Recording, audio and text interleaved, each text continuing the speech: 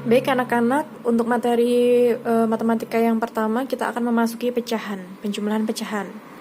Tapi sebelum kita memulai tentang bagaimana cara penjumlahan pecahan, Bu Ika akan mereview kembali atau melakukan apersepsi, mengingat kembali materi ketika anak-anak berada di kelas 4. Di sini Bu Ika sudah gambarkan sebuah lingkaran. Nah, lingkaran ini menggambarkan, Bu Ika contohkan ini adalah sebuah roti ya, sebuah roti. Kemudian roti ini akan dibagi menjadi 3 bagian yang sama. Artinya roti ini nanti akan dibagi menjadi 3 bagian yang sama seperti ini. Contohnya.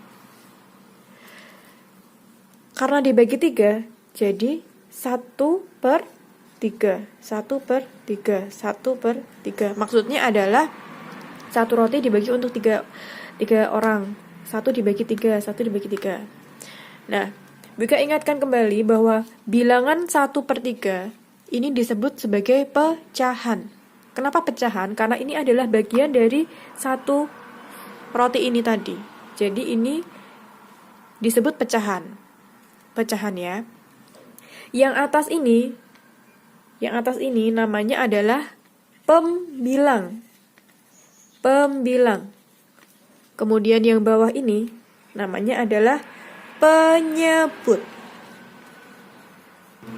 Setelah anak-anak bisa memahami mana yang disebut sebagai pembilang dan mana yang disebut sebagai penyebut, sekarang kita akan belajar tentang caranya menjumlahkan pecahan. Jadi misalnya si A mendapatkan 1/3 bagian, si B mendapatkan 1/3 bagian, kemudian C mendapatkan 1/3 bagian. Nah, ketiga anak tersebut akan menjumlahkan bagian-bagian roti yang mereka miliki. Nah, jadi caranya adalah kita harus punya aturan. Aturan yang pertama, dalam menjumlahkan suatu bilangan pecahan itu harus pembilang yang dijumlahkan, yang atas yang dijumlahkan. Kemudian penyebutnya harus angkanya sama dan tidak boleh dijumlahkan. Jadi kalau ada seperti ini, 1/3 tambah 1/3 tambah 1/3 sama dengan yang atas yang boleh dijumlahkan. 1 tambah 1 tambah 1 berarti sama dengan 3. Per. Yang penyebutnya ini tidak boleh dijumlahkan. Tidak boleh 3 tambah 3 tambah 3, tidak boleh. Tapi cukup ditulis 3. Ya, ditulis 3 karena yang bawah ini harus sama. Penyebutnya ini harus sama, yaitu 3. Nah, 3/3 sama dengan 1. Kenapa? Karena 3 dibagi 3 sama dengan 1. Begitu.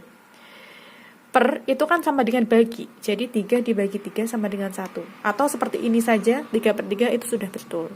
Jika ditulis seperti ini, betul. Artinya apa? Bahwa 1/3 bagian dari ketiga anak tersebut jika dijumlahkan akan menjadi sebuah satu roti ya, perumpamaannya tadi adalah roti.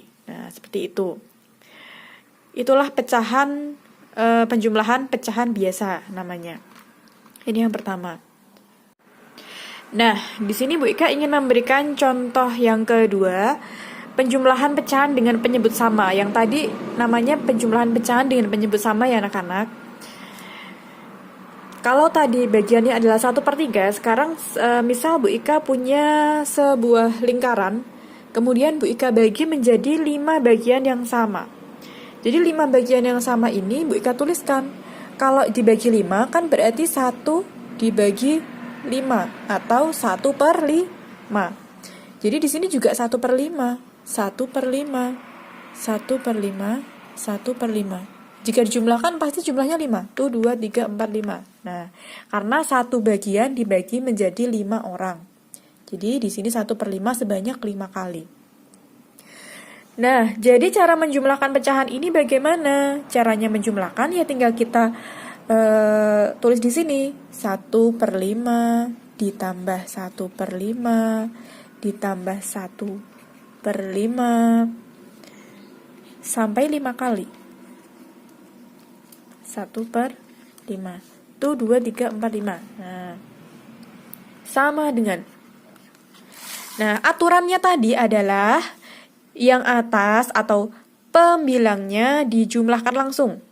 Dengan catatan, penyebutnya harus angka yang sama.